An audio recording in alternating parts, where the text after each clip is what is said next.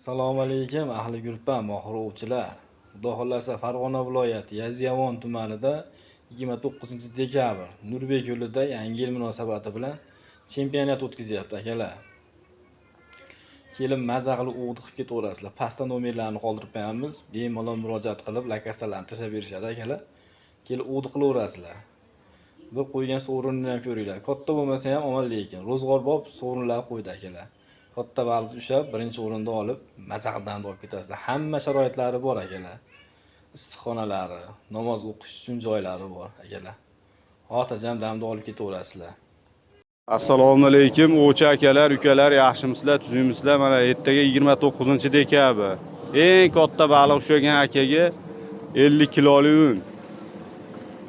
Ikkinchi o'ringa bitta 5 litrli semichka yo'q. Uchinchi o'ringa Farg'ona yo'q. To'rtinchi o'ringa patsa. Kelaverasizlar akalar. Baliqda yiri-yirigidan to'kib beramiz ertaga.